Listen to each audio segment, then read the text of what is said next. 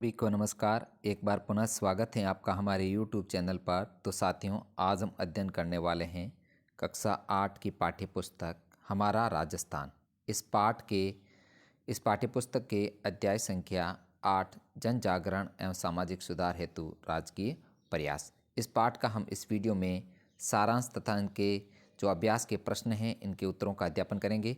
तो साथियों, वीडियो शुरू करने से पहले अगर आप मेरे चैनल पर नए हैं, चैनल को सब्सक्राइब जरूर कीजिएगा तथा बेल आइकन जरूर प्रेस करें ताकि जब भी मेरा नया वीडियो आप तक नोटिफिकेशन सबसे पहले पहुंचे। तो शुरू करते हैं साथियों, अध्याय 8 का जो सारांश है सबसे पहले देखते हैं। तो सबसे पहले इस पाठ के अंदर आता है भूदान आंदोलन। भूदान आंदोलन एवं भूमि सुधार।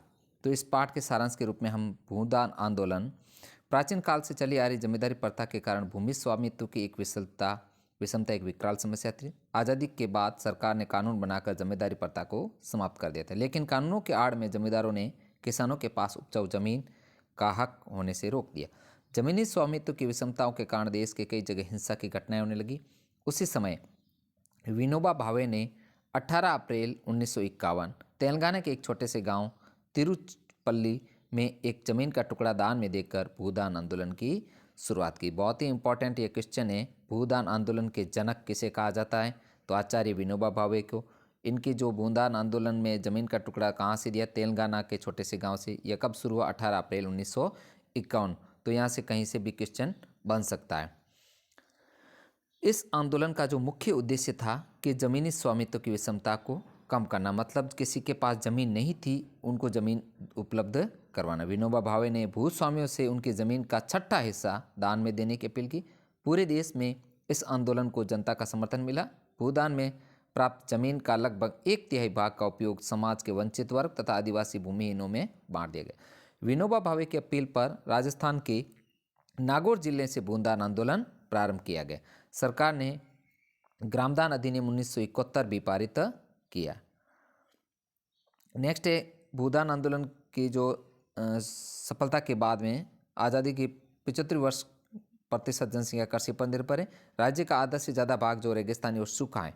वर्तमान में नई विषम औद्योगिक आर्थिक शक्तियों के उदय व विकास के कारण राज्य की भूमि व कृषि पर निर्भरता कम हुई। फिर भी कृषि भूमि व किसान राज्य की प्राथमिकता में सर्वोपरि है।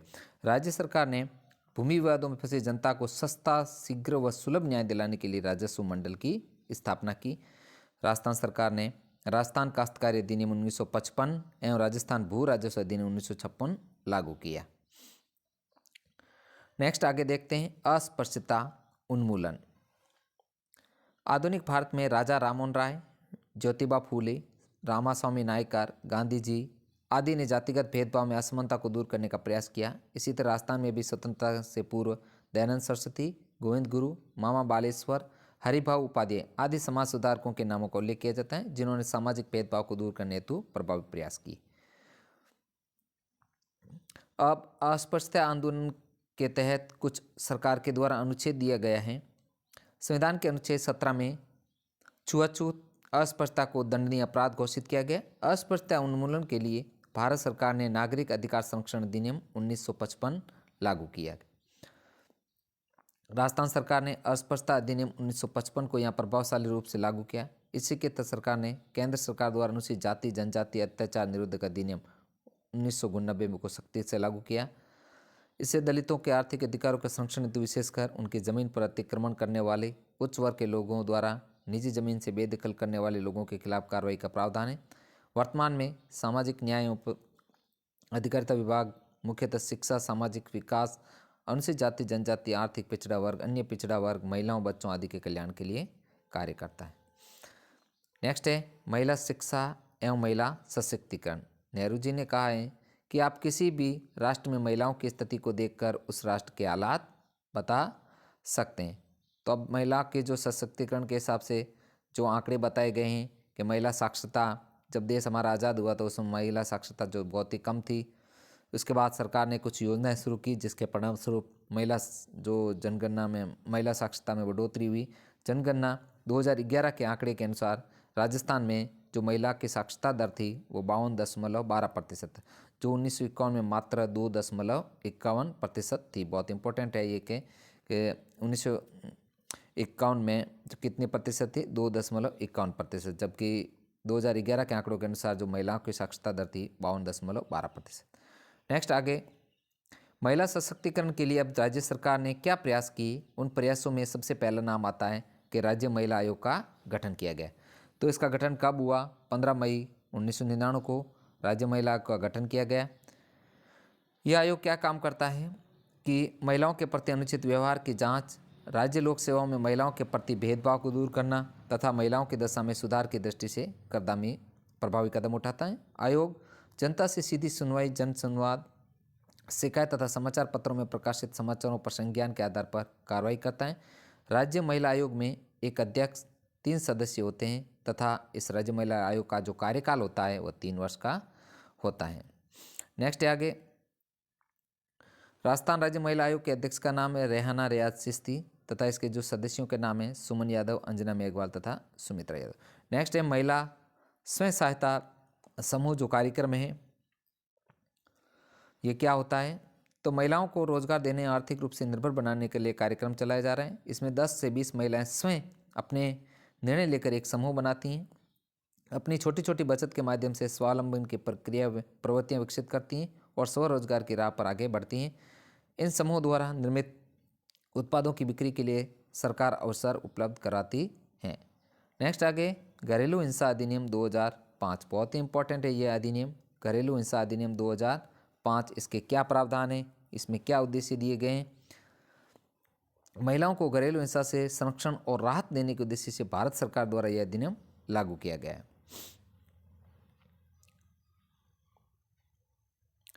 इसके तहत घरेलू हिंसा को व्यापक रूप से परिभाषित किया गया। राजस्थान में इस अधिनियम के तहत महिला एवं बाल विकास विभाग के सभी उपनिदेशकों, बाल विकास परियोजना अधिकारियों एवं प्रचेताओं को संरक्षण अधिकारी नियुक्त किया गया। राज्य के सभी अस्पतालों, प्राथमिक स्वास्थ्य केंद्रों, सामुदायिक स्वास्थ्य केंद्रों को चिकित्सा सुविधा के रूप में अधिकृत किया गया। नेक्स्ट आगे है राजीव गांधी किशोरी सशक्तिकरण योजना यानी कि सबला योजना। यह किशोरियों के पोषण और उनके स्वास्थ्य को सुधारने, साक्षरता, कौशल विकास तथा सामाजिक मुद्दों को बेहतर बनाने के लिए प्रयास किया गया। इस योजना में 11 से 18 वर्ष तक की विद्यालय न जाने वाली तथा विद्यालय बीच में छोड़ देने वाली किशोर बालिकाओं के लिए संचालित की जा रही है। नेक्स्ट आगे है बेटी बचाओ बेटी पढ़ाओ।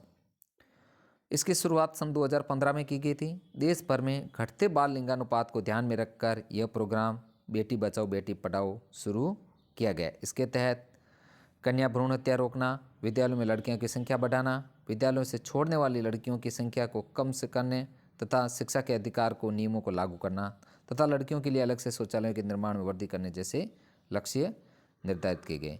इसके अलावा महिलाओं के सशक्तिकरण के लिए कुछ अन्य कानून भी विद्यमान हैं, जैसे बहुत इंपॉर्टेंट कानून है कि हिंदू उत्तराधिकार दत्तक ग्रहण अधिनियम 1956 जिसका संशोधन 2005 में हुआ है। इसके तहत मतलब महिलाओं को भी अपने पिता की संपत्ति में हिस्सेदारी का अधिकार दिया गया। नेक्स्ट आगे दहेज निषेध अधिनियम 1961 तथा बाल विवाह निषेध अधिनियम 1925 जिसका संशोधन 1986 तथा 2006 में हुआ था। बहुत ही इंपॉर्टेंट यह अधिनियम है, इसमें से क्वेश्चन बनने की पूरी संभावना है। तो साथियों आप वीडियो को पूरा देखें तथा शुरू से लेकर अंत तक आप हमारे इस चैनल पर बने रहिए ताकि इस चैप्टर को समझने में आपको मदद मिलेगी। नेक्स्ट है आगे बालिका शिक्षा को बढ़ावा देने के लिए राज्य सरकार की योजनाएं की सूची बनाइए। तो यहाँ पर बालिका शिक्षा को बढ़ावा देने के लिए जो सरकार की योजनाएं हम पहले पार्ट में पढ़ चुके हैं कि गार्गी पुरस्कार योजना, बालिका प्रोत्साहन योजना, आपकी बेटी योजना, इंदिरा प्रियदर्शनी योजना, मुख्यमंत्री हमारी बेटियां योजना। नेक्स्ट है आगे आता है चैप्टर में मतदान प्रक्रिया। तो मतदान की प्रक्रिया कैसे होती है, किस प्रकार वोट दिया जाता है, वोट इसके बारे में इस चैप्टर में बताया गया है कि विद्यालय में बाल संसद के चुनाव हो रहे थे। सभी विद्यार्थी मतपत्र पर निशान लगाकर अपनी पसंद के कक्षा प्रतिनिधि का समर्थन कर रहे थे। गीता शिक्षक से पूछते हैं गुरुजी क्या विधानसभा व लोकसभा के लिए भी प्रतिनिधि का चुनाव इसी तरह किया जाता है? गुरुजी ने बताया कि अधिकांश चुनाव में इलेक्ट्रॉनिक वोटिंग मशीन यानी कि ईवीएम का प्रयोग किया जाता है। बहुत इंपॉर्टेंट है ईवीएम की फुल फॉर्म यानी कि इलेक्ट्रॉनिक वोटिंग मशीन। ईवीएम के प्रयोग से मतपत्र मोहर लगाने के स्थान पर मशीन पर बटन दबाकर अपने पसंद के उम्मीदवार को वोट दिया जाता है। एक ईवीएम द्वारा अधिकतम 16 उम्मीदवारों को वोट दिया जा सकता है। इसके अलावा एक नोटा का विकल्प भी होता है। नेक्स्ट है नोटा का मतलब होता है कि चुनाव में खड़े उम्मीदवारों में से किसी भी उम्मीदवार को अगर मतदाता उपयुक्त नहीं मानता है तो वह अंतिम नोटा यानी कि none of the above button दबाकर अपना मत सुनिश्चित कर सकता है। तो ये मतदान की प्रक्रिया से संबंधित कुछ चैप्टर के अंदर थे। नेक्स्ट आगे देखते हैं नोट्स के तहत VVPAT, इसका जो पूरा नाम होता है voter verifiable paper audit trial. ये एक मशीन होती है, ये एक प्रिंटर युक्ति है। इसको EVM के बैलेट यूनिट व कंट्रोल यूनिट से जोड़ा जाता है। मतदान होते ही प्रिंटर द्वारा एक बैलेट पर्ची मिलती है होती हैं जिस पर मतदाता उम्मीदवार का क्रमांक, नाम व चुनाव चिन्ह अंकित होता है। यह पर्ची 7 सेकंड तक एक पारदर्शी बॉक्स में मतदाता को दिखाई देती है। उसके बाद पर्ची जो है प्रिंटर के ड्रॉप बॉक्स में चली जाती हैं, बीप की आवाज़ सुनाई देती है। इस प्रकार मतदान की प्रक्रिया पूर्ण होती है। इससे मतदाता यह जान सकता है कि उसने जिस उम्मीदवार को वोट दिया है वोट उसे ही मिला है या नहीं। इसके उपयोग की निर्वाचन प्रक्रिया में निष्पक्षता व विश्वसनीयता बढ़ती है। मतगणना में विवाद की स्थिति में इन पर्चियों की सहायता ली जा सकती है। नेक्स्ट है आगे एक सरकार के द्वारा जो कार्यक्रम चला गया स्वीप कार्यक्रम, उसके बारे में कि सुव्यवस्थित मतदाता शिक्षा व निर्वाचक सहभागिता स्वीप। मतदाताओं, नागरिकों और निर्वाचकों को निर्वाचन प्रक्रिया के बारे में शिक्षित करने और उनकी सहभागिता बढ़ाने के लिए निर्वाचन विभाग द्वारा एक कार्यक्रम स्वीप कार्यक्रम चला गया, उसे स्वीप कार्यक्रम कहते हैं। इस कार्यक्रम के जो उद्देश्य हैं सूचित मतदान और सूचित मतदान, यह निष्पक्ष व नीतिपरक मतदान, जागरूक के साथ मतदान। नेक्स्ट है सूचना का अधिकार, बहुत ही इंपॉर्टेंट है ये सूचना का अधिकार। इसके तहत क्या होता है कि सूचना का अधिकार सन 2000 में राजस्थान में सूचना का अधिकार कानून बनाने वाला देश का पहला राज्य बना था। इस कानून में यह होता है कि हम किसी भी डिपार्टमेंट से उस सूचनाओं को मांग सकते हैं, एक आरटी की सूचना को संग्रह कर सकते हैं सरकार के द्वारा कि यह कार्यक्रम कैसे चलाया जाए, क्यों चलाया गया। तो धीरे धीरे सूचना के अधिकार का संघर्ष आंदोलन के रूप लेते राष्ट्रव्यापी हो गया। जनता की भावना को स्वीकार करते हुए भारत सरकार ने सूचना का अधिकार अधिनियम 2005 बनाया, यानी कि सबसे पहले राजस्थान में सूचना का अधिकार बना तथा भारत में यह सूचना का अधिकार सन 2005 में बनाया गया। यह कानून सरकारी स्तर पर जन भागीदारी व पारदर्शिता को बढ़ाने के लिए एक प्रभावशाली कदम है। इस कानून के माध्यम से आम व्यक्ति सरकार अथवा किसी भी सरकारी विभाग से सूचना प्राप्त कर सकता है। नेक्स्ट है निःशुल्क और अनिवार्य बाल शिक्षा का अधिकार अधिनियम, बहुत ही इंपॉर्टेंट अधिनियम है। यह अधिनियम सन 2009 में बनाया गया तथा राजस्थान सरकार ने निःशुल्क एवं अनिवार्य बाल शिक्षा का अधिकार अधिनियम 2010 में बनाया, जो 1 अप्रैल 2011 से लागू हुआ है। बहुत इंपॉर्टेंट है ये कब लागू हुआ, कब बना। इस अधिनियम में क्या है कि 6 से 14 वर्ष तक के आयु वर्ग के बच्चों को निःशुल्क एवं अनिवार्य प्रारंभिक शिक्षा जो कक्षा 1 से 8 तक का प्रावधान किया गया ताकि कोई भी बच्चा शिक्षा से वंचित न रहे। इस अधिनियम के तहत बच्चा अपनी आयु अनुसार निर्धारित कक्षा में कभी भी प्रवेश ले सकता है। निजी स्कूलों में कमजोर व पिछड़े वर्ग के बच्चों के लिए 25% सीटें आरक्षित की गई और इसके बदले यह राशि जो है सरकार द्वारा निजी स्कूलों को दी जाएगी। नेक्स्ट आगे है बाल अधिकार। साथियों चैप्टर थोड़ा बड़ा है, हो सकता है आपको थोड़ा टाइम लगे, लेकिन इस चैप्टर को शुरू से लेकर अंत तक पूरा देखिएगा। 20 नवंबर 1989 को संयुक्त राष्ट्र की आम सभा द्वारा बाल अधिकार समझौते को पारित किया गया। बाल अधिकार समझौता ऐसा पहला अंतर्राष्ट्रीय समझौता है जो सभी बच्चों को नागरिक, सांस्कृतिक, सामाजिक, आर्थिक एवं राजनीतिक अधिकारों को मान्यता देता है। इस बाल अधिकार समझौते ने 1992 भारत सरकार पर अपनी प्रतिबद्धता व्यक्त की। बच्चों के ये अधिकार जो 4 हैं, पहला है जीने का अधिकार, सुरक्षा का अधिकार, विकास का अधिकार तथा सहभागिता का अधिकार। तो ये 4 अधिकार जो बालकों को मिली हुई। नेक्स्ट है चाइल्ड हेल्पलाइन नंबर। तो चाइल्ड हेल्पलाइन नंबर के राज्य में कठिनाई से घिरे, पीड़ित, उपेक्षित, लावारिस, देखरेख और संरक्षण से जागरूक करने वाले बच्चों के लिए 24 घंटे निःशुल्क आपातकालीन सेवा जो 1098 टोल फ्री संचालित सेवा की जा रही है। राजस्थान में बाल संरक्षण की चुनौतियां जैसे बाल विवाह, कन्या भ्रूण हत्या, लिंगानुपात, बाल श्रम, कुपोषण आदि के सुधार उन्मूलन के लिए राज्य सरकार प्रयासरत है। तो ये चाइल्ड हेल्पलाइन नंबर है, इसके नंबर आपको ध्यान होने चाहिए 1098। नेक्स्ट है राजस्थान संपर्क पोर्टल। सरकार ने सितंबर 2019 को जन सामान्य की शिकायतों को दर्ज करने के लिए समस्याओं का निराकरण करने के लिए अभिनव प्रयास किए हैं। इस पर कोई भी व्यक्ति कार्यालय में उपस्थित हुए बिना समस्याओं को ऑनलाइन दर्ज करवा सकता है। पंचायत समिति और जिला स्तर पर राजस्थान संपर्क केंद्रों पर निःशुल्क रूप से शिकायतों को दर्ज करने की सुविधा उपलब्ध करवाई गई। सिटीजन कॉल सेंटर 181 से शिकायत को दर्ज कराने व उसकी सूचना प्राप्त करने की निःशुल्क सुविधा प्रदान की गई। नेक्स्ट है साइबर सुरक्षा एवं साइबर अपराध। तो ये इंटरनेट से जुड़े हुए सिस्टम के लिए होती हैं। इसमें हार्डवेयर सॉफ्टवेयर का डाटा जो अपराधी है उसको बचाने के सुरक्षित काम के लिए जानकारी दी गई। बड़े बड़े कंप्यूटर विशेषज्ञ और आईटी के प्रशिक्षित लोग इस तरह का काम करने में सक्षम होते हैं। अब साइबर जो हमले होते हैं, कंप्यूटरों पे हमारे जो मोबाइल और कंप्यूटर को हैक किया जाता है, तो हमले किस प्रकार होते हैं, कौन कौन से, इसकी जानकारी हमें बहुत ज़रूरी है। तो एक है रैनसमवेयर। ये एक तरह का वायरस होता है जो कि अपराधी द्वारा लोगों के कंप्यूटर और सिस्टम में हमला करके फाइलों को नुकसान पहुंचाता है। इसके बाद अपराधी या कंप्यूटर सिस्टम के मालिक से राशि वसूलता है, तभी इस सिस्टम को छोड़ता है। नेक्स्ट है जो साइबर हमला मालवेयर। यह कंप्यूटर की किसी फाइल या प्रोग्राम को नुकसान पहुंचाता है, जैसे कंप्यूटर वायरस, वॉर्म, ट्रोजन आदि। नेक्स्ट है साइबर धोखाधड़ी। इसमें वार्तालाप के माध्यम से चालाकी से लोगों को जाल में फंसाया जाता है ताकि उनसे उनके निजी डाटा, पासवर्ड आदि की जानकारी ली जाती है। फिशिंग व स्पूनिंग इसके उदाहरण हैं। नेक्स्ट है फिशिंग और स्पूनिंग, जो अभी अपन ने पढ़े। यह भी एक ठगी का तरीका है जिसमें लोगों को प्रतिष्ठित विश्व संस्थानों के नाम से फर्जी मेल भेजे जाते हैं। इस तरह के मेल का उद्देश्य जरूरी डाटा का चुराना होता है, जैसे क्रेडिट कार्ड और नेट बैंकिंग। नेक्स्ट है स्पूफिंग। इसमें ठगी करने वाला व्यक्ति किसी वेद, व्यवसाय या पड़ोसी विश्वस्त बहाने अन्य किसी की पहचान या व्यक्तिगत जानकारी प्राप्त करने का प्रयास। अब जो साइबर हमले, इनसे कैसे बचा जा सकता है, तो इसकी सुरक्षा बहुत ज़रूरी है। तो इसके लिए पासवर्ड या एटीएम के पिन अपने गोपनीय रखने चाहिए तथा समय समय पर बदलते रहने चाहिए। अपने कंप्यूटर व लैपटॉप के नवीनतम एंटीवायरस सॉफ्टवेयर का उपयोग करना चाहिए। तीसरा, किसी को फ़ोन या ईमेल की व्यक्तिगत जानकारी नहीं देनी चाहिए।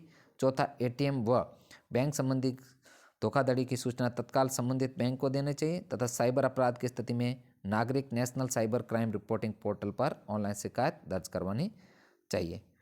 तो साथियों, इस प्रकार हमने जो इस पाठ है जन जागरूकता, जन जागरण है सामाजिक सुधार हेतु राजकीय प्रयास, तो इसके जो पाठ का सारांश का अध्यापन किए गए। अब इस पाठ के जो अभ्यास के प्रश्न हैं वो देख लेते हैं।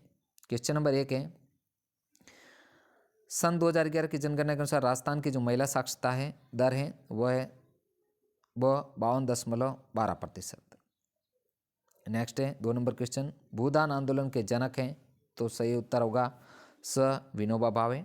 नेक्स्ट है मिलान करना है स्तंभ को स्तंभ से KVVPAT, तो यहाँ पर voter verifiable paper audit trial. आगे है EVM को मिलान करना है इलेक्ट्रॉनिक वोटिंग मशीन से। नोटा को मिलान करना है इनमें से कोई नहीं। मजदूर किसान शक्ति संगठन जो है सूचना का अधिकार तथा बाल अधिकार समझौता को मिलान करना है संयुक्त राष्ट्र संघ से। इस प्रकार इनको मिलान करना है।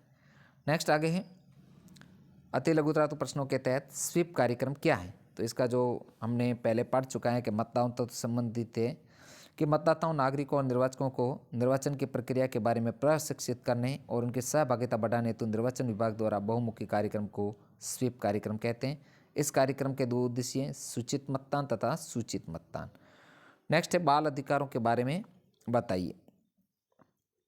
तो बाल अधिकारों के बारे में हम पहले पढ़ चुके हैं। बाल अधिकारों के 4 मूल सिद्धांतों पर आधारित हैं, जीने का अधिकार, सुरक्षा का अधिकार, विकास का अधिकार तथा सहभागिता का अधिकार। ये बालकों को 4 अधिकार दिए गए हैं। नेक्स्ट है राज्य महिला आयोग का गठन कब किया गया, तो राज्य महिला आयोग का गठन 15 नवंबर 1999 को किया गया। अगला जो क्वेश्चन है भूदान आंदोलन का संक्षिप्त वर्णन कीजिए, तो यहाँ पर भूदान आंदोलन से संबंधित जो है अपन पाठ की शुरुआत के अंदर भूदान आंदोलन आया था, वहाँ पर इसका जो आंसर हमको मिलेगा भूदान आंदोलन। यहाँ से आपको इस पाठ का आंसर शुरू करना है। 1 नंबर क्वेश्चन का आंसर, विनोबा भावे ने 18 अप्रैल 1951 को तेलंगाना के एक छोटे से गांव से जमीन का टुकड़ा देकर भूदान आंदोलन की शुरुआत की। यहाँ से लेकर के आपको इस जगह तक, इस पैराग्राफ तक इस प्रश्न का जो 1 नंबर का आंसर करना है। नेक्स्ट है अगला क्वेश्चन कि सामाजिक सुधार में योगदान देने वाले समाज सुधारकों के नाम बताइए। तो यह क्वेश्चन भी अपने पाठ की शुरुआत होती है वहाँ से शुरू होता है कि सामाजिक सुधार हेतु जो ये रहा, सामाजिक सुधार हेतु जो महापुरुषों का योगदान है इनके नाम बताने आपको, जैसे ज्योतिबा फुले, राजा राममोहन राय, नायकर, गांधी जी, यहाँ से लेकर के यहाँ तक ये सभी, दयानंद सरस्वती, गोविंद गुरु, मामा बालेश्वर, हरिभाई उपाध्याय, इन सभी के नाम आपको लिखने हैं। तो ये चैप्टर, ये क्वेश्चन है जो बहुत ही इंपॉर्टेंट क्वेश्चन है, ये आपके वार्षिक परीक्षा की दृष्टि से पूरी आने की संभावना है। नेक्स्ट, अगला लास्ट क्वेश्चन कि साइबर सुरक्षा के उपाय बताइए। तो यह क्वेश्चन साइबर सुरक्षा जो अपन ने लास्ट टॉपिक पढ़ा था, साइबर सुरक्षा के उपाय, तो ये साइबर सुरक्षा के उपाय यहाँ से शुरू करना है आपको। साइबर सुरक्षा निम्नलिखित उपाय हैं। इससे पासवर्ड या एटीएम पिन गोपनीय रखना चाहिए, समय समय पर बदलते रहें, कंप्यूटर लैपटॉप में नवीनतम एंटीवायरस का प्रयोग करना चाहिए, किसी को फ़ोन या ईमेल पर व्यक्तिगत जानकारी नहीं देनी चाहिए, एटीएम व बैंक खातों से संबंधित धोखाधड़ी की सूचना तत्काल बैंक कर्मी को दें, तथा साइबर अपराध की स्थिति में नेशनल क्राइम सर्वे रिपोर्टिंग कैंसर ऑनलाइन शिकायत दर्ज। तो इस प्रकार ये जो अंतिम 3 नंबर क्वेश्चन है ये यहाँ से लेके आपको यहाँ तक करना है। तो साथियों, इस प्रकार हमने जो कक्षा 8 का यह 8 नंबर अध्याय है, जन जागरण है सामाजिक सुधार हेतु राजकीय प्रयास, इस पाठ के इस वीडियो में प्रश्न तथा उत्तरों का अध्यापन किया है। साथियों, वीडियो कैसा लगा? वीडियो अगर अच्छा लगे तो वीडियो को ज़्यादा से ज़्यादा लाइक तथा शेयर कीजिए ताकि हमें मोटिवेशन मिलता रहे। साथियों, कक्षा 8 के हमारा राजस्थान पुस्तक के संपूर्ण वीडियो आपको हमारे चैनल के प्लेलिस्ट में जाके वहाँ से एक साथ आपको उपलब्ध हैं, वहाँ मिल सकते हैं। तो साथियों, आज का वीडियो इतना ही, मिलते हैं नेक्स्ट वीडियो के साथ में शीघ्र ही। धन्यवाद।